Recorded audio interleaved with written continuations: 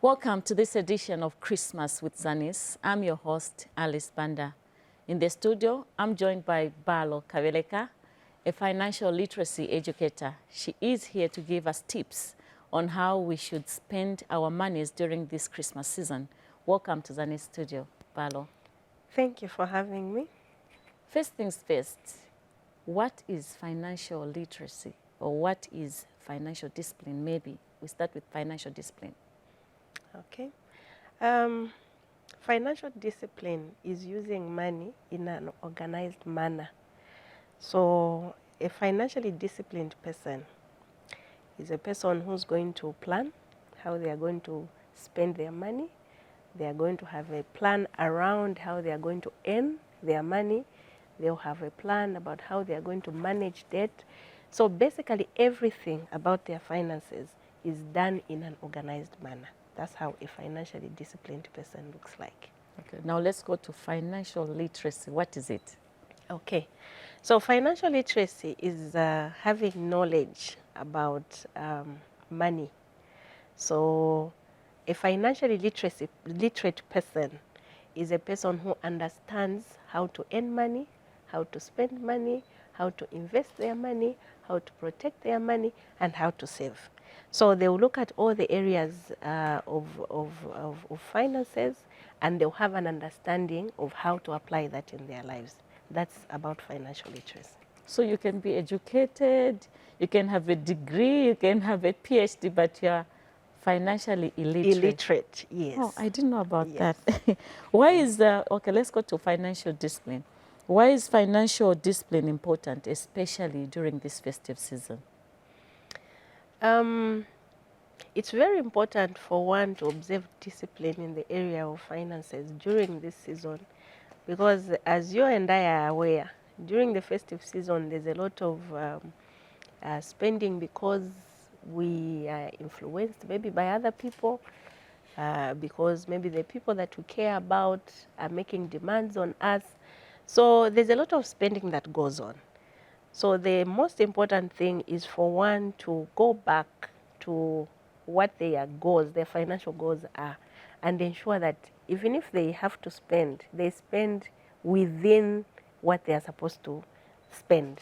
So the discipline has to be observed, because beyond this festive season, there's a life. So when there's no discipline, you find, that's why you find that we have issues of January is not ending. You know, we have all those issues, that money issues that come up afterwards. So it's very, very important that people plan how they are going to spend money during this festive season. You mentioned goals. How important is it to have goals in finances? Well, sailing through life without any goals in any area is quite dangerous. So the same way we make goals with our education, the same way we make goals with our families and any other area of our lives, we also need to have goals in the area of finances. So it's important to have specific goals in terms of money, because when those goals are not there, then it means we are just sailing without any direction. So for one to be on a journey or to get to a certain destination, that destination has to be known. And so the goal has to be specific and clear, that this is where I want to be in this specified time. Then this person is going to achieve that. But when there's no goal, then it's very difficult to achieve anything. It is during this time of the year when people, in fact, let me talk about shops. They reduce their merchandise drastically, and you find sell here, sell there. And, especially ladies, when you have something, you have money in your pocket, you just want to spend. So let's talk about impulse buying. What is it, and what are the negative effects of impulse buying? Generally, as human beings, every coin that we spend, we have a reason for why we spend. And in most cases, it's difficult to accept that we buy things on impulse. Why? Because most of the things that we buy are things that we feel we need to buy. So impulse buying basically is a situation where somebody goes out there, they see maybe for ladies a kind of pot that they've been looking for, or maybe a kind of kitchen utensil that they've really wanted for a long time. And they'll say, this is something that I've really been looking for. Then they buy. So impulse buying is making purchases that you've not planned for. It may be something that you've really wanted for a long time, and maybe you've said, if I find this thing, I'll buy. But if you find it at a time when you have money, maybe that is meant for something else, and you channel that money to that thing that you've always wanted to have, it's impulse buying. Even if it's loose change or it's loose money, if it's a purchase that you've not planned for, then it's still impulse buying. So in this period, in this festive period, we do a lot of impulse buying because of the same sales that you've talked about. You find something that you really wanted and it's at half the price or 75% the price, you want to buy it. So the impulse buying in this period is really at its peak. So we have to watch out against that. Okay. Yes. So how should impulse buying be avoided? Well, each and every person knows themselves. I know myself. I know what really makes me go into impulse buying. So I think the first thing would be maybe during this period to not move around with cash, not move around with the cards that you know to swipe at every corner. You just carry what you're supposed to spend on that particular day. So if you have a 1,000 kwacha in the house or in your purse, you don't move with the whole 1,000 kwacha, which you don't know what you're going to spend it on. If you've planned to have purchases worth 250 on that day, carry only a 250 and not to avoid moving with a lot of cash. So that's one way. And also we know the triggers. We know what triggers us. And we know the people that trigger us. We know the places that trigger us. So we try to avoid those places, especially during this period, so that we curtail the impulse buying. Okay. You next month you mentioned January and people complaining about January. It's a month many people refer to as the longest month of the year due to the fact that people spend a lot during this festive season. So how can we prepare for January? We have rentals coming in January, we have school fees, besides other important things like food, yes, uniforms, books. How can one plan for January? When you look at the things that you've mentioned, none of them is an emergency. They are all things that we know that we have to spend on. We know that our children are in school and they'll still continue school. They are not stopping school. We know that we still need to eat the way we've been eating and all those things that you've mentioned. So most of the times we behave as though those things are an emergency and we go into borrowing in order to pay school fees and all these other things that you've mentioned. So the best way to prepare for January is to take care of these things earlier on before we get into the festive season. So one can maybe decide to pay school fees by a month end of November so that they take care of some of the things that tend to give us pressure in January. So things like school fees, things like rentals, and some of the food can be bought, some of the groceries can be bought in advance. Or money can be prepared, can be set up somewhere where somebody can have or can fall back on during the January period. Because if the festive season is not planned well, we'll every year be complaining about the same pressures, the same January pressures. So the best is to take care of some of the expenses before we actually get into the festive season. That would be the best. Let's also talk about New Year's resolution. You know, people make resolutions. What is your take on on how people should, you know, uh, financially plan for the whole year? Okay. Um, Most of the times, the resolutions that we have, we do not achieve them because they are merely dreams. They are not actually plans. They are not resolutions. We just feel, I want to raise or I want to save a 20,000 kwacha, for example, in 2024, without really bring it down to the activities that I'm going to do in order to save that 20,000 kwacha. So for these resolutions to be achieved, we need to have some kind of plan, specific things, specific activities, down to everyday activities that we're going to do. So if I say I'm going to raise a 20,000 kwacha, for example, what am I going to do to raise that 20,000 kwacha? It should be a specific activity that I should write down. Then how much will I raise per month? How much will I raise per week? How much will I raise per day? How much will I save per day? So if I say 20,000 kwacha breaks down into a certain figure for each day, I should make sure that I raise that amount of money and save for each day for me to go towards that goal that I have set up or that resolution that I have made.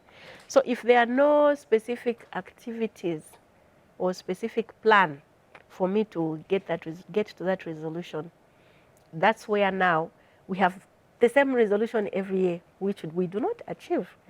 So yes, to have any kind of resolution met, we need to have specific activities that are going to be done in order to get to that resolution. Now, I'll need you to break down from the resolutions of the whole year to a month or a weekly one. Just hold on. In case you've just joined us in the studio, we have Madam Balo Kabeleka, a financial literacy educator, to give us advice on how we ought to spend our monies during this festive season. And so, Madam Balo, now I want you to, you mentioned earlier about how we need to make resolutions for the whole year. I would like you to break it down to maybe a weekly, because I know that there are people who earn on a weekly basis or who earn on a daily basis, like marketeers. So how can you plan if you are a marketeer, you just sell rep? How can you plan for the whole year so that during festive season you have something to spend on the chicken and the rice, and also keep something for your school fees? Okay, I had a client. I run a program, a Mulabadi program, where I have a lot of people that I help to learn about how they can take care of their money. So I had one who started his business with selling shoelaces. He was selling shoelaces at the market, Soweto market. So every day he would keep a 5 kwacha. Every day. Whatever amount he sold, he kept a 5 kwacha. He just told himself a 5 kwacha has to be kept every day towards the business that he really wanted to do in future. So most of the times we think for us to be able to raise a certain amount of money, we have to earn more. So you have to start from somewhere. If it means keeping a 2 kwacha each day, start from there. When you continue doing it consistently, you get encouraged. Instead of keeping a 2 kwacha or saving a 2 kwacha, you start saving a 5 kwacha. Next, you start saving a 10 kwacha. So these plans that we're talking about are plans which are not set in concrete to start with. It's something that is flexible. You do what works for you as long as you are consistent. So with somebody who has low income, you start where you can.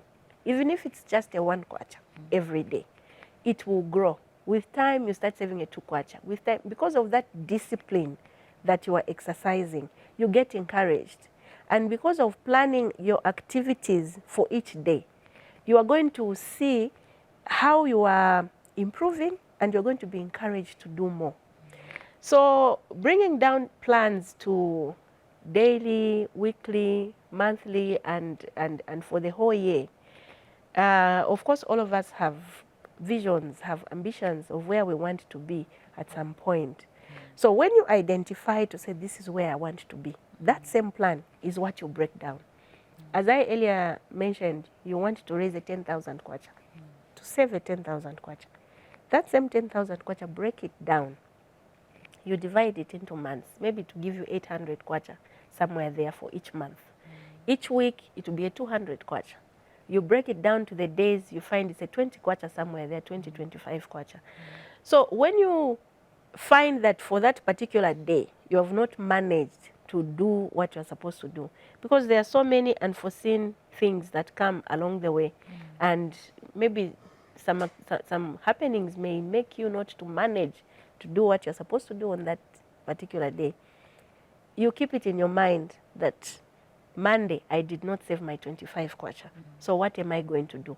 Okay, I'll break it down, the 5 kwachas, into the remaining days. And instead of 25 tomorrow, I'll save a 30 kwacha, so that I cover up the 5 kwacha. So the advantage of breaking it down will make you be aware each day of what you've done and what you've not done. Most of the times, the borrowings that we do, the small borrowings, let's not talk about the big debts. The small debts that we like, chickens, potatoes, I'm not trying to kill people's businesses here, but yes, the small borrowings that we do get into the income for the next income. So if I buy 5 chickens this month on credit and I consume them this month, it means my salary, which is supposed to save me in the next month, I've already eaten into it. So those are some of the decisions that kill us, that make us not to be able to achieve some of the plans that we put down. So breaking it down kind of helps us to be aware of what we've done today, what we need to do tomorrow, how do we recover where we failed, how do we make up for what we have not done, and things like that. By the end of the year, we may not be exactly where we want to be, but at least we would have moved and would have gotten closer than just having a resolution that we don't achieve anything on. So does this apply to everyone, men, women, students, children, or it's just a certain group of people? Could Everyone. you elaborate on that? Everyone should have a goal. It doesn't matter how big or how small it is. Of course, a lot of motivators tell us that your goal should be scary. I'm not here to talk about that, but whatever goal it is that you decide to have, let it be a goal that is personal, a goal that you want to achieve. So men, women, children, everyone. And for men and women to be able to have goals, they should have started from somewhere. So let's start teaching our children to have a goal, no matter how small it is, and help them to monitor and put activities in place for them to be able to achieve that goal. Then in future, there will be children or there will be adults that will be focused and they'll be able to follow on their goals. We are not able to have goals and not stay focused on the goals because we started late. So if we can help our children to start early, then there will be adults that will be more focused than we are. Okay. Your concluding remarks as regards spending during festive season? My concluding remarks would be that if we have spent recklessly or maybe carelessly in the past, and we've experienced some remorse over the way we spent, where you feel bad after spending money to say, I should have done this and that. We know how it feels when you spend money the way you didn't plan to spend it. I think it's time we did something about it than to continue experiencing the same buyer's remorse every year. Let's, as we go into this year's festive season, let's have a plan, even if we don't have specifics of what we're going to buy, but let's have an allocated amount to say, this is how much I'm going to spend on this, and this I'm not going to touch. That way, we are going to avoid having a lot of regrets in January. Yes. Well, viewers, they say to be forewarned is to be forearmed. That was Madame Balo Kaveleka, a financial literacy educator who's been giving us relevant information on how we should spend our monies during this Christmas season. On behalf of the entire Zanis production team, I'm Alice Banda saying goodbye and Merry Christmas. Oh, let's get